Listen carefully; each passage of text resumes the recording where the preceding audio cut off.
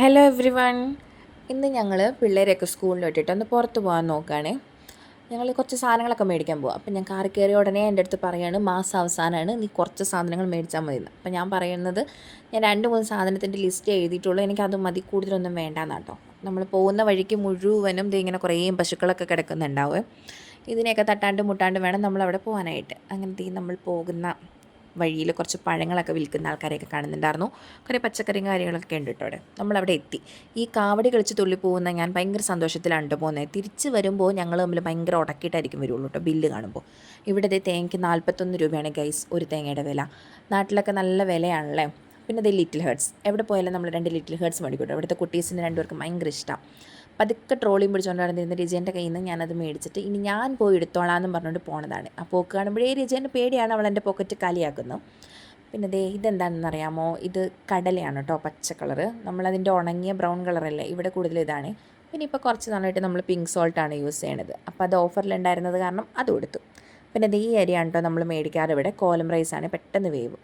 പിന്നെ ഇത് അടുത്ത ദിവസം രജേൻ്റെ ഒരു ഫ്രണ്ടിനും ഫാമിലിക്ക് ഫുഡൊക്കെ കൊടുക്കാനുണ്ട്. അപ്പോൾ ബിരിയാണി എടുക്കാനുണ്ടായിരുന്നു. ബിരിയാണിയുടെ കിറ്റും മേടിച്ചു നമ്മൾ. പിന്നെ ഇത് എവറസ്റ്റിൻ്റെ മസാലയാണ് നമ്മൾ യൂസ് ചെയ്യാറ്. പിന്നെ ഇത് കുറേ ഡ്രസ്സും സംഭവങ്ങളൊക്കെ ഉണ്ട് കേട്ടോ ഇവിടെ. ഡ്രസ്സിൻ്റെ ഭാഗത്തേക്കൊന്നും നമ്മളധികം പോകാറില്ല. പിന്നെ ഇത് ആരുവിന് പനീർ ഭയങ്കര ഇഷ്ടമാണ്. അപ്പോൾ അത് തന്നെ പനീറിൻ്റെ മസാല മേടിച്ചു. ഡുഗു 2-3 മാഗി മേടിക്കണമെന്ന് പറഞ്ഞു. അതും ഇത് രക്ഷാബന്ധനൊക്കെ വരാറായതുകൊണ്ട് ഒരുപാട് രാഗിയൊക്കെ ഉണ്ട് കേട്ടോ അവിടെ. പിന്നെ ഇത് എന്തൊക്കെ നിനക്ക് വേണ്ടതെന്ന് വെച്ചാൽ എടുത്തോന്ന് പറഞ്ഞു. പിന്നെ ഞാൻ പാത്രങ്ങളുടെ ഏരിയയിലേക്ക് അങ്ങ് പോയി. കുറച്ച് പാത്രങ്ങളൊക്കെ എടുക്കാമല്ലോ എന്ന് വിചാരിച്ചിട്ട്.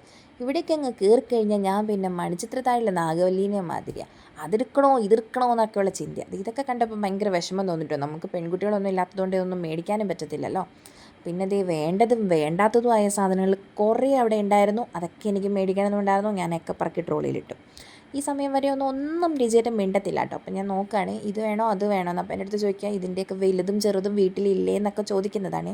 അപ്പം എനിക്ക് ഈ കളറില്ല ആ കളറില്ല എന്നൊക്കെ പറഞ്ഞിട്ടിരുന്ന് നോക്കുന്നതാണ്. പിന്നെ ഞാൻ പറഞ്ഞു, ഒന്ന് ഈ ട്രോളി പിടിച്ചോ, ഞാൻ 2 സാധനം കൂടി എടുത്തിട്ട് വരട്ടെ എന്ന്. അങ്ങനെ ഞാൻ 2 സാധനം എടുത്തുകൊണ്ട് വന്നു കഴിഞ്ഞപ്പോൾ ആളെ കാണുന്നില്ലേ. അപ്പോഴത്തേക്കും എൻ്റെ ബില്ലിൻ്റെ അവിടെ പോയി നിന്ന് ബില്ലടിച്ചുകൊണ്ടിരിക്കുക. ഇനി നീ എടുക്കണ്ടെന്നും പറഞ്ഞുകൊണ്ട്. പിന്നെ ഇതേ ബില്ലൊക്കെ അടിച്ചിട്ട് നമ്മൾ ഇറങ്ങാൻ നേരത്ത് ഞാൻ തന്നെ ഒന്തിക്കൊണ്ട് വരണം കേട്ടോ. എന്നോട് പറയാം, ഇന്നാ നിൻ്റെ ബില്ല് എന്നും പറഞ്ഞുകൊണ്ട് എൻ്റെ കയ്യിൽ കൊണ്ടെത്തുന്നു.